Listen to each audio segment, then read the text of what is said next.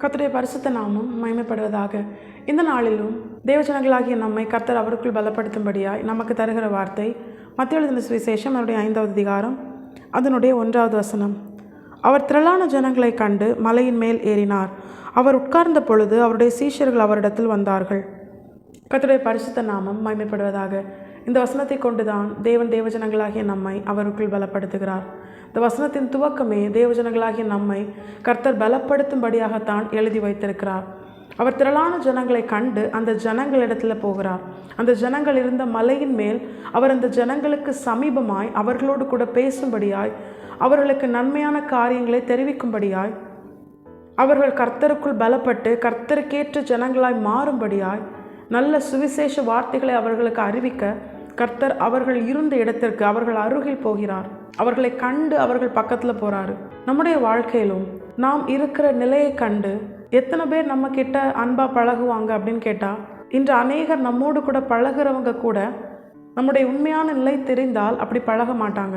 ஒரு காலத்தில் நம்ம கஷ்டப்படும் போது, நெருக்கத்தில் இருக்கும்போது, வெறுமையாய் ஒன்றும் இல்லாத நிலையில் இருக்கும் பொழுது, இப்பொழுது நம்மோடு கூட ஐக்கியமாக இருக்கிற அநேகர் நம்மை விட்டு விலகி நின்ற அந்த நிலையில் தான் நாம் இருந்தோம். நம்மை கண்டு நம்மை விட்டு விலகி சென்றார்கள். நம்முடைய நிலையை கண்டு, நம்முடைய பலவீனம், நம்முடைய இல்லாமை, நம்முடைய நெருக்கம், நம்முடைய பிரச்சனைகள், நம்முடைய நிலையை கண்டு நம்மை விட்டு விலகி சென்றவர்கள் தான் நம்மை சூழ்ந்திருக்கிற அநேக ஜனங்கள். நமக்கு உதவி செய்யும்படியாய் வந்தவர்களால் கூட என்ன பண்ண முடியாது. நம்மோடு கூட எல்லா நேரத்திலும் அவர்களால் பிரயாணிக்க முடியுமா அப்படின்னு கேட்டால் நிச்சயமாக முடியாது.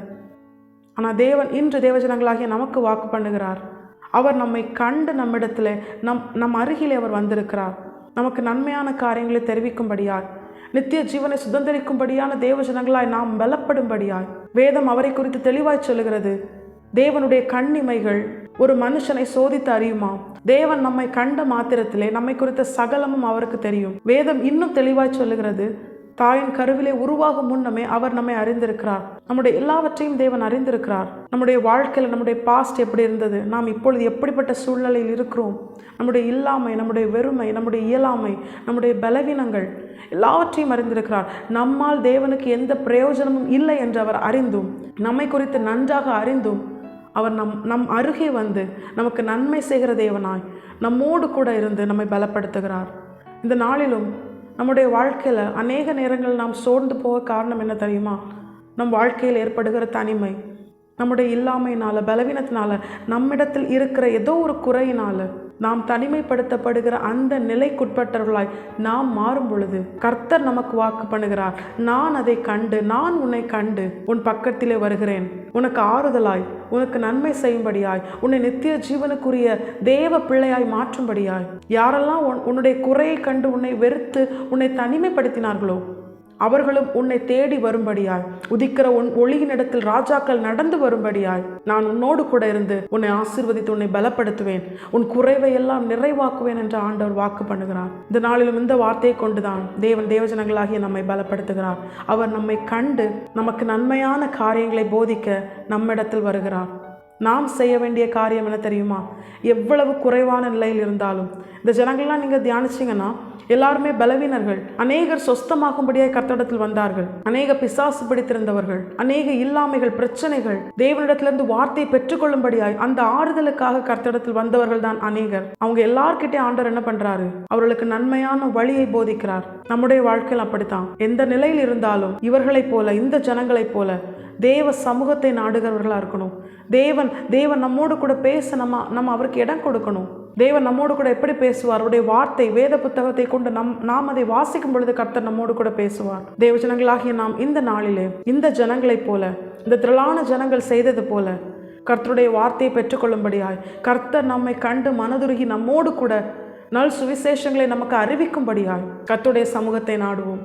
கர்த்தருடைய பாதத்தில் அமர்ந்திருக்க, ஜெபிக்க, வேதத்தை தியானிக்க, வேதத்தை வாசித்ததற்கு கீழ்ப்படிய நம்முடைய இருதயத்தை அதற்கு பக்குவப்படுத்துவோம். தேவஜனங்களாகி நாம் இப்படிப்பட்ட கிரியைகளுக்கு அர்ப்பணிக்கும் பொழுது கர்த்தர் நம்மை கண்டு நாம் எந்த நிலையில் இருந்தாலும் நம்மை மற்ற ஜனங்களைப் போல, இந்த உலகத்தில் உள்ள மனுஷர்களைப் போல அவர் நம்மை தனிமைப்படுத்தாமல், நம்மை விட்டு விலகிச் செல்லாமல் நம்முடைய குறைவை எல்லாம் நிறைவாக்கி கிறிஸ்து இயேசுவுக்குள்ளே மகிமையிலே நிறைவாக்கி நம்மை உயர்த்தி அவர் மகிமைப்படும்படியாய் கர்த்தர் நம்முடையவராய் அறியப்பட அவர் ஆயத்தமாயிருக்கிறார். அவர் அவர் அதற்கு போதுமானவராகவும் இருக்கிறார். அவர் அன்புள்ள தேவன். தேவன் அன்பாகவே இருக்கிறார் என்று தம்முடைய மார்பிலே சாய்ந்திருந்த யோவானை கொண்டு கர்த்தர் வேதத்தில் நமக்கு எழுதி கொடுத்திருக்கிறார். அவருடைய அன்புக்கு நிகராக இந்த உலகத்தில் எதுவுமே இல்லை. அவ்வளவாய் அவர் நம்மேல் அன்பு கூர்ந்ததுனால தான் நம்முடைய ஒரே பேரான குமாரனே நமக்காக தந்தவர் மற்ற எல்லாவற்றையும் அருளாதிருப்பது எப்படி? உடைந்த பாத்திரம் என்று, ஒன்றுக்கு உதவாதவர்கள் என்று அவர் யாரையும் கைவிடவும் மாட்டார், தள்ளவும் மாட்டார். மனுஷர்களால் புறக்கணிக்கப்பட்டாலும், மனுஷர்கள் நம்மை எதற்குமே பிரயோஜனம் இல்லை என்று நம்மை அற்பமாய் பார்த்தாலும், நம்மை அற்பமாய் பார்த்த கண்கள் நம்மை ஆச்சரியமாய் பார்க்கும்படியாய் கர்த்தர் நம்மோடு கூட இருந்து நம்மை ஆசீர்வதித்து உயர்த்துவது அதிக நிச்சயம். குறைவை எல்லாம் கிறிஸ்து இயேசுவுக்குள்ளே மகிமையிலே நிறைவாக்குவது அதிக நிச்சயம். தேவஜனங்களாகிய நாம் அவர் சமூகத்திற்கு முக்கியத்துவம் கொடுத்து அவர் பாதத்திலே அவருடைய வார்த்தையை பெற்றுக்கொண்டு அதன்படி கீழ்ப்படிந்து வாழ நாம் நம்மை அர்ப்பணிப்போம். கர்த்தர் தாமே இந்த வசனத்தின்படியே நம்மை கண்டு நம்மிடத்தில் வந்து நமக்கு நல்வார்த்தைகளை, அவருடைய சுவிசேஷங்களை, அவருடைய வசனங்களை நமக்கு தெரியப்படுத்தி நித்திய ஜீவனுக்குரியவர்களாய் நம்மை ஆயத்தப்படுத்துவது அதிக நிச்சயம். கர்த்தர் தாமே இந்த வசனத்தை கேட்டு நம் அனைவரையும் ஆசீர்வதித்து வழிநடத்துவாராக. கர்த்தருடைய பரிசுத்த நாமம் மட்டுமே மகிமைப்படுவதாக. மாரநாதா, இயேசு வருகிறார். ஆயத்தமாகவும் பிறரை ஆயத்தப்படுத்துவோம். ஆமென்.